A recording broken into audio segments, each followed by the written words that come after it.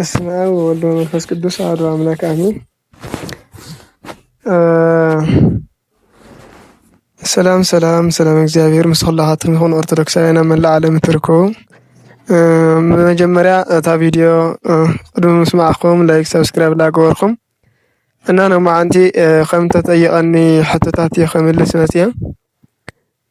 ቀዳም ስዑር ዝበሃለሉ ምክንያታት እንታይ እዩ ልብል ጥያቄ ነይሩ። ካብኡ ከዓ ንምንታይ ከ ካህናት ሒዞም ዝዞሩ ሰንቲ ላዘሩሉ ዕድሉ ንምንታይ እዮም ሰንቲ ኸ ንምንታይ ወረትና ንኣስር ጥያቄታት ነይሩና እዚኣቶም ንምምላስ ከዓ ያው ሓዚ ቪድዮ ክሰርሕ እየ እና እቲ ሓደ ምክንያት ቀዳም ስዑር እንተባሃለሉ ቀዳም ሰንበትን ኣይትፅሙ ስለዝነበረ ሓዚ ኣብ ሕማማት ውሽጢ ግን ቀዳም ስለትፅወም ቀዳም ስዑር ተባሂላ ስለተፃዓረት ማለት እዩ። ካብኡ ከዓ ሰይጣን ተኣሲሩ ገነት ከፊታት ልትውዕል ሰዓት ስለዝኾነ ብዙ ከዓ ቀዳም ስዑር ትበሃል ማለት እዩ። ከምኡ እውን መዓልቲ ልምሉም ሰንቲ ተባሂላ እውን ትፅዋዕ እያ ማለት እዩ። ካህናት ልሙዕ ሰንቲ ስለ ዝዕድልላ በዚ ትፅዋዕ። ነቲ ሰንቲ ከዓ ምእመናን እስካዕ ለይቲ ትንሳኤ ኣብ ርእሶም ያስርዎም። ካህናት ዲያቆናት ቃላወዲ እናወቅዑ እናሃረሙ ገብረ ሰላም በመስቀሉ ትንሳኤዩ ኣግሃደ ዝብል ናይ ቅዱስ ያሬድ ዜማ ብመዝሙር እናዜሙ ጎይታ ብመስቀሉ ሰላም ከም ዝሃበና ትንሳኤዩ ከዓ ከም ዝገለፀና ብምብሳር ንምእመናን ሰንቲ ይዕድሉ ማለት እዩ፣ ወይ ከዓ ይህቡ። እዚ ከዓ ላዘሩ ይህብለው ማለት እዩ። ምእመናን ከዓ ንቤተ ክርስቲያን ገፀ በረኸት ይህቡ ወይ ከዓ የቕርቡ። እቶ ሓፍተይ ከም ዝሓተተትኒ ሕርጭ ንምንታይ ልወሃብ ልብል ነይሩ። እዚ ንገፀ በረኸት ከም ዝለለሎ ንገፀ በረኸት ወይ ከዓ በረከት ኮነኒ ወይ ከዓ ምጽዋት ኮነኒ ኢልካ ልትህቦ ነገር እዩ። ልጽድቅኻ እምበር ተገዲድካ ሰንቲ ስለዝዓደሉ ብኣብዝሓትኡ ሰንቲ ምዕዳል ካህናት ዓዲ ላዘሩሉ ዕድሉ ኣብ ገጠር እዩና ኣብ ገጠር ልባዕልካ ከጽድቐኒ ኢልካ እምበር ተገዲድካ ከም ዘይኮነ ብግዴታ እውን የውልን። በቃ ልባዕልካ ገፀ በረከት ኮነኒ ኢልካ ትሕርጭ ወይ ከዓ ቅርሺ ድዩ ብዝተፈላለየ መልክዑ ክትህቦ ትኽእል ኢኻ። ግዴታ ከዓ ሕርጭ ኣይኮነና ከምዚ ማለት እዩ። ነቲ ሰንቲ ከዓ ኣብ ርእሶም ይኣስርዎም። እቲ ሰንቲ ኣብ ርእስኻ ይእሰር ንምንታይ ግን?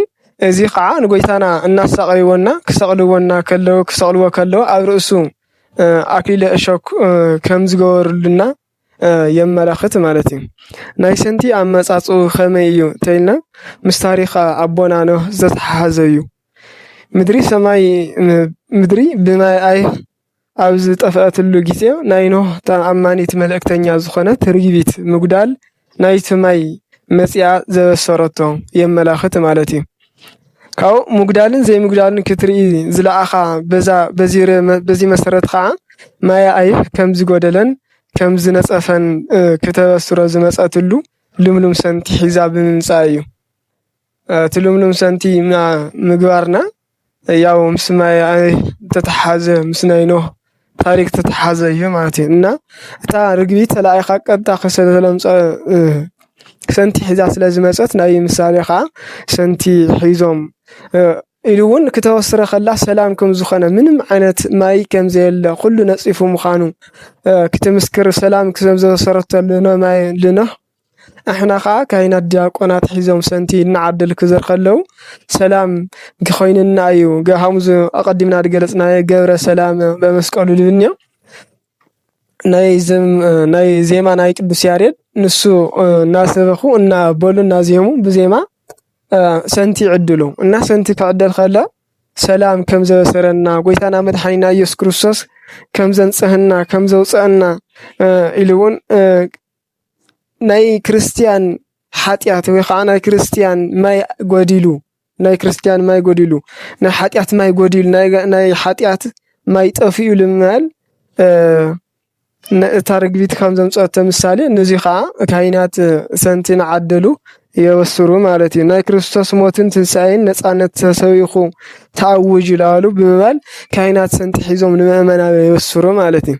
ስለዚ ቀዳም بسلسة سم تصوع الله مالتي ناي قدام سعر مالتي حانتي قدام سعر تبهال بعالم مالتي خلاي خا معالتي لمنو سنتي تبهال ساساي خا قدوس قدام تبهال تصوع مالتي قدوس قدام خا قدوس እግዚአብሔር ፍጥረታት ፈጢሩ ዘዕረፈሉ ዕለት ክኸውን ከሎ بزمن حديث خاع ناي مدحان سرحو كل فتصيمو بسجا أم مقابر كنت عارف بنفسجنا نفسي الوردو نسي البربيرو طرحة كترف أو زنور نفسات خاع نايزل عالم عرفتي زورة سلو علت سلازخنا خاع دوس كرام تبايلات سوا مالتي إن هذا كريستيان ناي كرام سعر تمثاليتنا ترجمو خنزي مثل قصالي حتى تعتليكم قاع أوشتي كومنت صحفكم تحدقوا تخليكم زلكم حتى قاع نختم اللسي كريستيان قررت يامو أنا بزلني تحسته أنا كدام السعر مزمن كتتحزة لما عن تزياد ديال لهم